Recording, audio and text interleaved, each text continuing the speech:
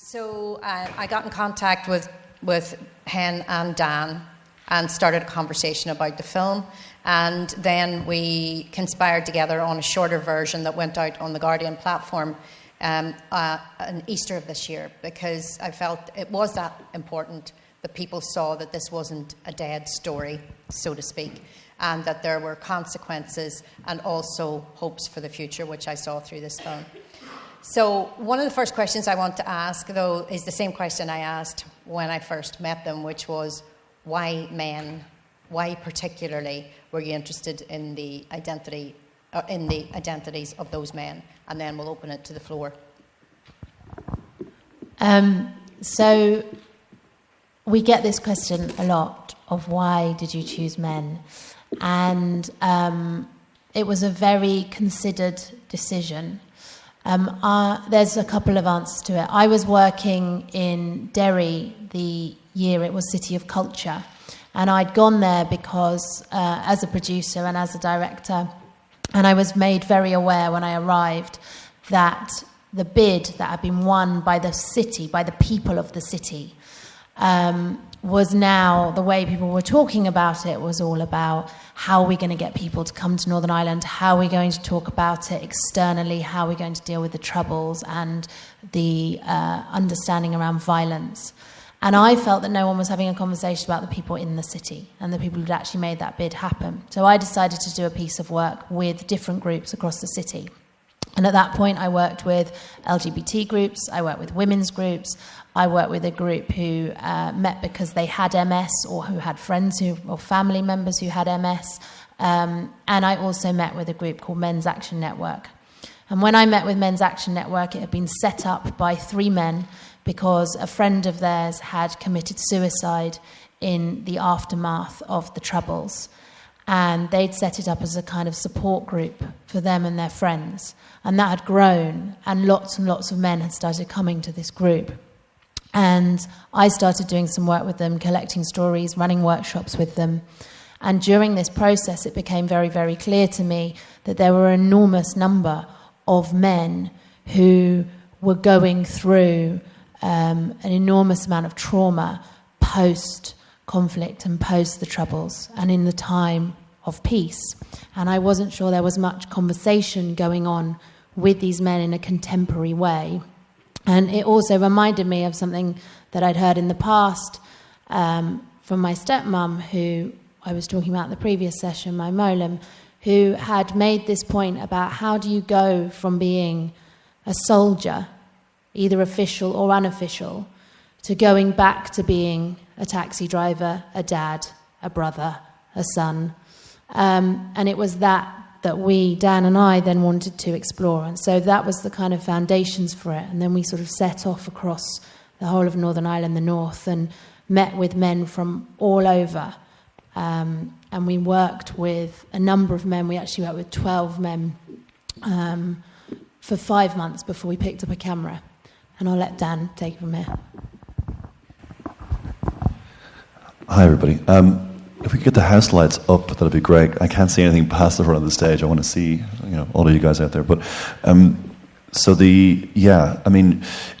the process was kind of, I suppose, 12 men. But we quickly realized when we came to watching everything back that it was going to be very difficult to have all of the stories in, a feature-length film. So 8, obviously the 4 characters in the film you saw, this afternoon, and the other 8 are in the process of being cut into shorts, which will hopefully live in an online capacity. And it was, I was saying to someone last night, the process of, I suppose, meeting these people was, first and foremost, it was based kind of around trust. I mean, what I feel if someone came to me with, put a camera in my face, I would, kind of question, who they were, why they were filming me, what's going on, etc. So we were very kind of aware from the get-go that this was going to take as long as it was going to take. Hence the reason we didn't touch a camera for, a long time, and we just met with as many people as possible, followed almost every, I suppose, lead that was given to us. Speak to Tony, go and see Tony. Speak to Francis, we go and find Francis. And it was kind of crucial for us to kind of get past a couple of the initial, I suppose, gatekeeper layers that so often individuals get kind of put forward as a spokesperson for a particular group or area or street, and it was the guy in the corner wasn't saying much that I particularly wanted to speak to, because often those kind of unheard stories and voices are often some of the most powerful. So yeah, that was the process basically, and then we unfortunately had to distill it down to 4 for the feature. I mean, I would love to have all of the men in there because all their stories were great, and I think that was something that we also felt passionate about, which was that anyone who kind of contributed to the project wouldn't have their contribution kind of forgotten about and put on a hard drive on a shelf or on the cutting room floor. It would be incorporated into a much larger body of work, which hopefully the shorts are going to be, I suppose, do that, some kind of testament to those contributions. Did you go over there with an expectation of what you were going to find, or and were those expectations met, or were they defied or changed by the experience you had when you were making the actual film? Well, I'll let Hen jump in on this after a sec. I mean, I think we started out with a fairly clear kind of aim in mind, which was to try and make something that was going to be as contemporary as possible. Because exactly as you said, there was a kind of a perception that after 98 it was all fine. That's all, cool, shut us down, it's all sorted.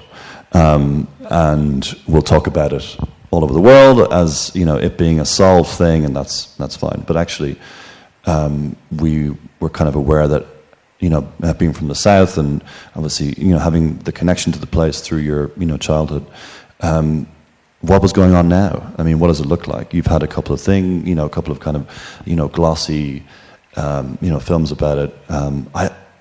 Perhaps I was naive about it. I just didn't know of anything that existed that told a contemporary story. And what we found when we started out on that quest was that it's very difficult to tell a contemporary story in a place like Northern Ireland without grounding it in the experiences that these men have gone through, i.e., the past. And I'll let Hen jump in.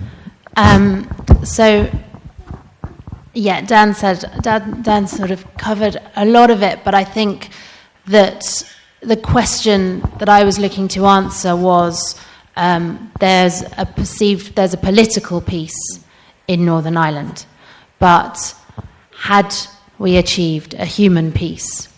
And based on the workshops I'd done, based on the relationship I had with the place, that was the main question that we were trying to find an answer to. But I don't think we didn't have an agenda. So the other thing that Dan and I had discussed before we went over and started making the film, and what we're interested in all the work we do, is about looking at situations once the cameras have left. So we're very, very interested in spaces once the news reporters have gone, and that's considered finished. And so we went with the understanding that we would take as long as we would take. And it was very interesting when we were trying to get this film commissioned. So we went to a lot of commissioning bodies and talked to a lot of people about this film, and were met across the UK and Ireland by a very similar message, which was, that's finished, that's done, don't mess with that story, people are bored of that.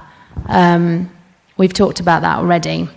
And it was very, very hard to communicate, well, actually what we want to do is we want to have a contemporary conversation about this. So we just set off and we did it anyway.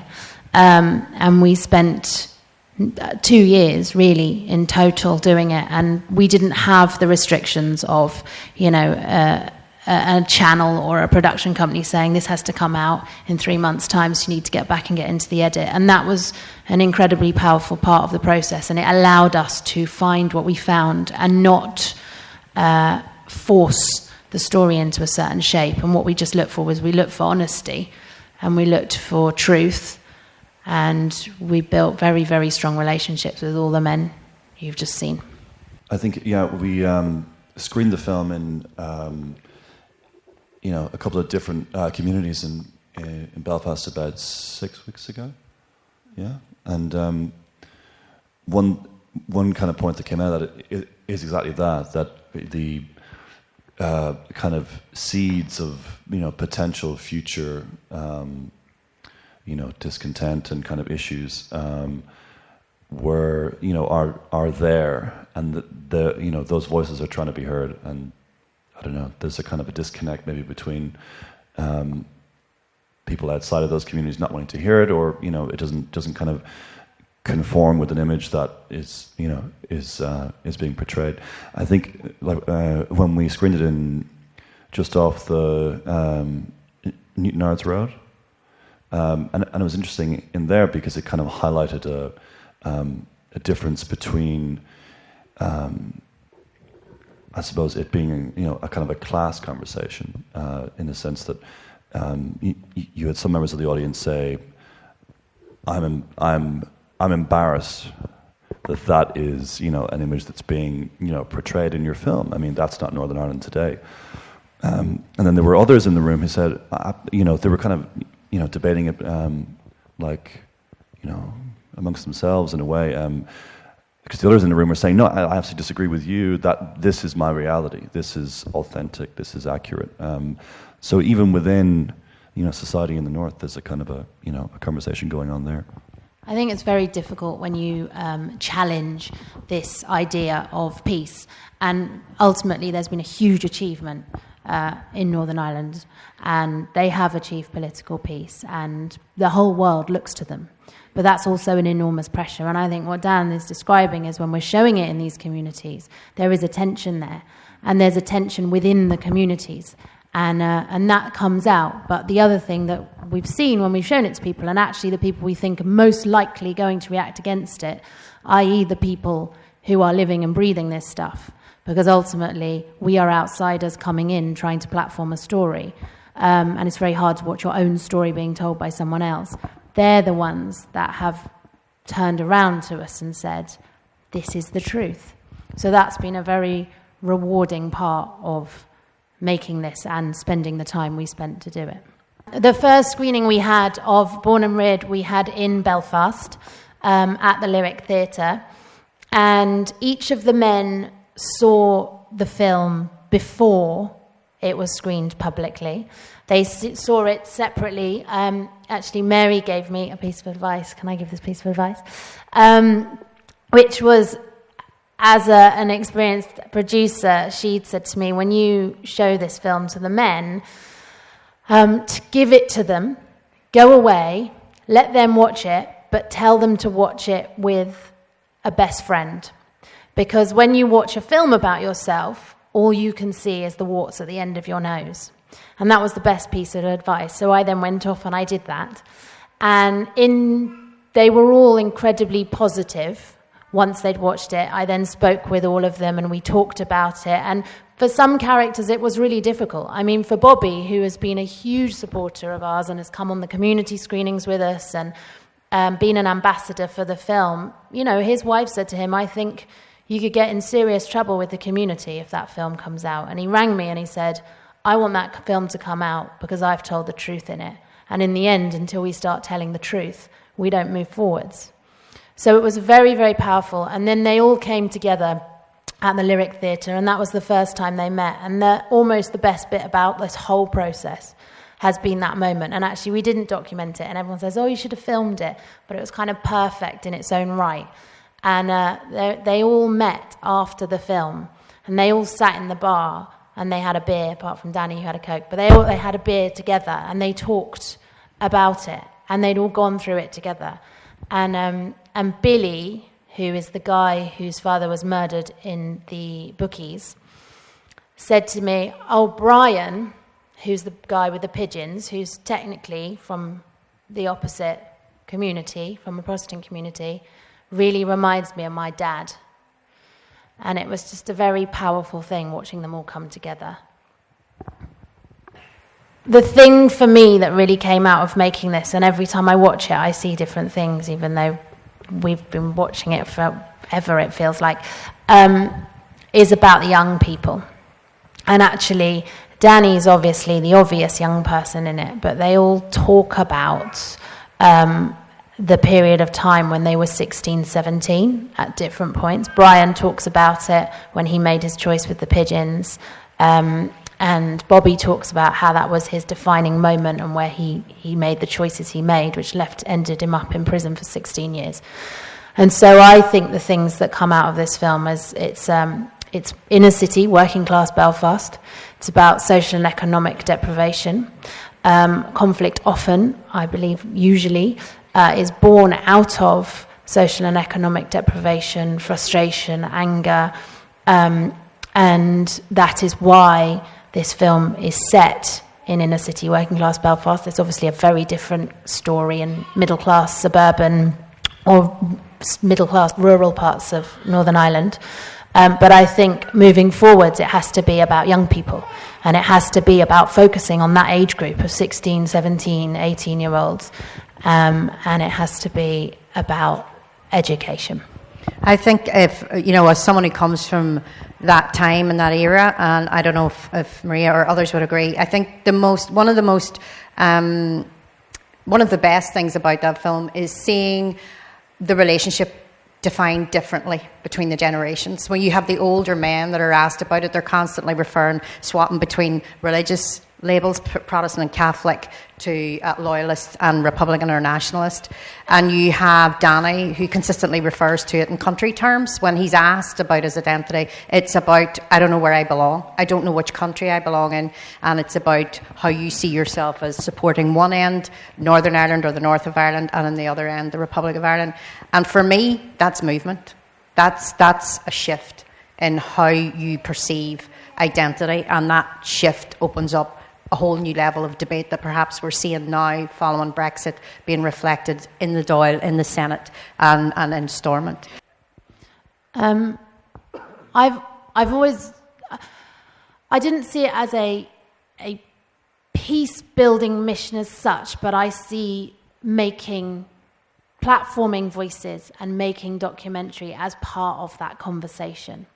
And as part of that work, the previous 10 years I spent working with refugees, with young people, with disenfranchised communities, mainly in the UK, but sometimes abroad as well. And I'm driven by the idea of telling everyone's stories and getting voices heard. And I think that this and film and documentary and the one you saw yesterday have a really, really powerful role and part in that conversation in reaching people, both going through things, but also people watching and audiences and getting these conversations out there. So I think it has a really, really key part to play, and that is largely what drives me and makes us want to make documentaries. But do you want to take? No, I think you summed it up.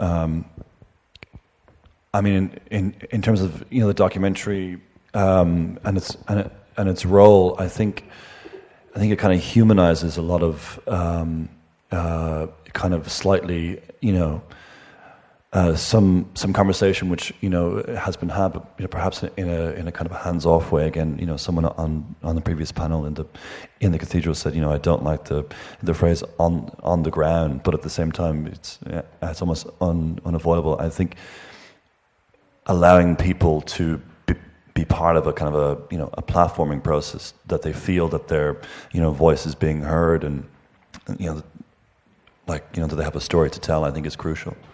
I think from the position of somebody who works and puts films out on different platforms as well, I think it does, in that if you have ownership of your own story, then you feel that you're justified in having part in a conversation.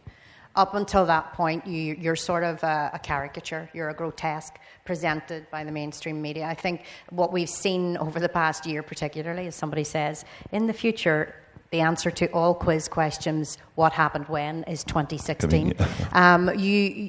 We've seen the sound bites, we've seen the reduction of stories and the reduction and restriction of voices in favour of sound bites, not necessarily even in terms of time on platforms. And I think that that's what blew me away about this film, was it took its time to allow a story to unfold. It provided those men with the space to have their say. And as well as that, it allowed others the space to debate that around it. And I just think that's vitally important. And that's where documentary can fill the breach at the moment, because the mainstream is providing us with the soundbite it thinks we want. It's up to documentary to challenge those ideas.